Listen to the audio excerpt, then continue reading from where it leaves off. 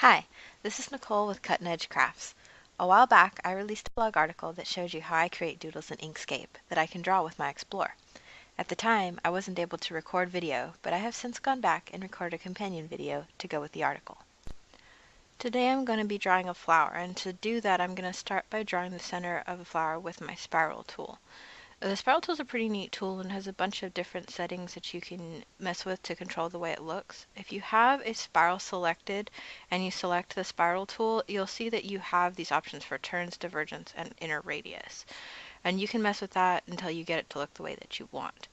Once you have it set looking the way that you want, you're going to want to convert it to a path, and that's going to finalize that spiral so that you can edit the nodes. You're going to see I have an extra little node in there that I just deleted so that I could modify the rest of the spiral to look the way that I wanted. I wanted it to look more circular, so you're going to see me kind of push and pull those nodes around until I get it into a more circular shape, not an open spiral. And I did that just so that the center of my flower, again, is a circle and not just an open spiral path. Once I have the spiral set to look the way that I want, I'm going to start drawing the leaves. And to do that, I'm going to use the bezier line tool. You'll see me draw kind of a V shape that doesn't look like a leaf, but I'm going to go ahead and go in and just push and pull, as I have in other videos, on those lines until I get the leaf to take the shape that I want it to. And I want to make this point because you don't have to have like a ton of different node points for lines to take on a shape that you want. And really, when you're cutting with your machine, the fewer nodes that you have in your drawing, the better, because the machine's basically gonna have to stop at every one of those little nodes, and you may not notice it, but it definitely increases the time that things take to cut. Once I drew the inside leaf shape the way that I wanted it, I copied the leaf shape and I kind of stretched it and pulled it around until I had an outline that I liked to go with it. And then I'm just filling in the middle of that flower petal with some more bezier lines in a nice little curve hatch shape. Really, when you're drawing your doodles, you can do whatever you want. I just wanted to show you the process that I did for this specific flower. Once I had the whole leaf the way that I wanted it, I went and I combined it using my path tool. And then I'm just taking that leaf shape and I'm copying it and I'm kind of moving it around to get the rest of the leaf petals. In a second, you're going to see me push on that little plus sign that you see appear in the middle of it, and I drag it over towards the edge of my flower center. And I did that just so that it's easier for me to rotate the rest of the petals as I place them around the middle of the flower. And you'll see kind of how easily those sort of snap into place. And voila, I have a whole flower with all of the leaves on it, and that was pretty quick to do.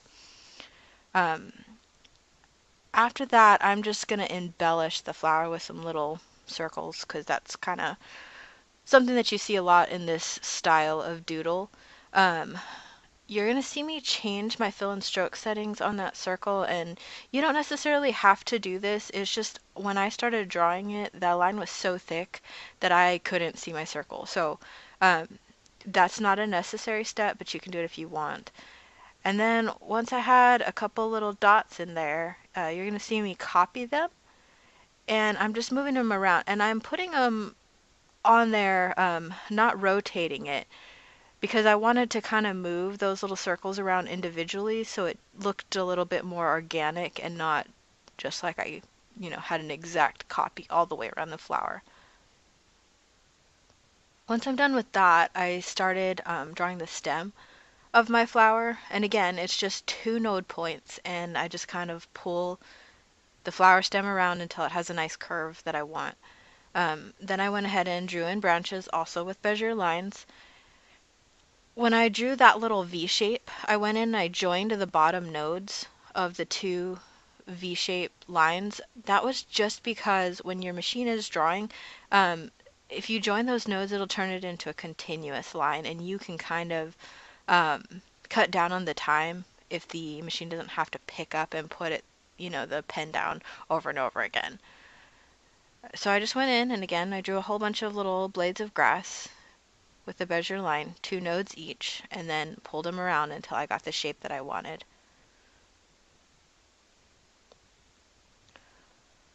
Once I had those all situated, I went up to path and I combined everything, and that made it so that all of those lines are together. Now, I did use combine and not union. If you use union, you're gonna get some weird results because we're drawing in a single line, so you want to make sure and you use combine. Then I went back in and added a bunch of little embellishments with some circles and ovals to the ends of those lines to kind of make it look like little flowers and little reeds. And that's pretty simple to do.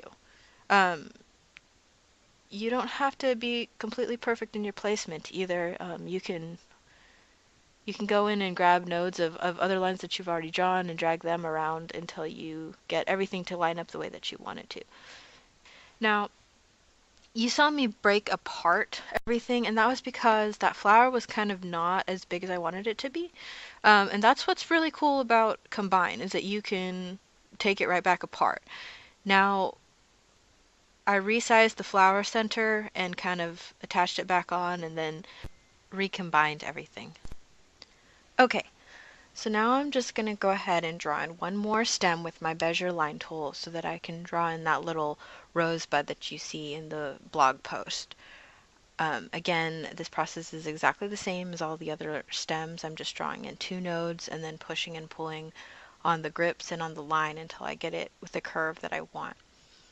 For the base of the rosebud, I'm drawing a little diamond shape. And once I have that kind of generally where I want it, I'm tugging on all of the line segments until it resembles the base of a flower bud. To draw in the petals of the bud, it's exactly the same. The center bud is going to have a V shape, just like the petals that we drew earlier. And then those outside petals are also going to be a V shape, but I'm kind of ending them at the edges of that center petal. After I adjust the center petal to where I want it, I went ahead and adjusted that top petal. And then you're going to see I kind of didn't like the way the bottom petal was, so I just deleted it and copied the top petal. And you're able to flip that over using the V button. It'll kind of do a vertical flip, and you can place that wherever you want. Now, all of that rosebud was separate from my other image, so I just grabbed all of the line work that I just drew and combined it, and then I resized it so that it kind of fit better with the rest of my drawing. After that, all I have left to do is just embellish that little rosebud with some circles like I did for the larger flower.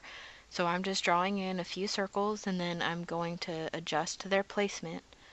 And once I have that all adjusted, that's basically it. I'm done with this image. So all I have to do is zoom out, grab everything in my image, and combine it. Combine actually will take anything that's an object and convert it to a path when you do this. So you don't have to fuss with it anymore. And that's it. You can import this into Design Space and let your machine cut it out. Thanks so much for joining me, and if you like what you see, please be sure to subscribe to my channel and check out a few of my other videos. You can also find me at cuttingedgecrafts.com or follow me on Facebook.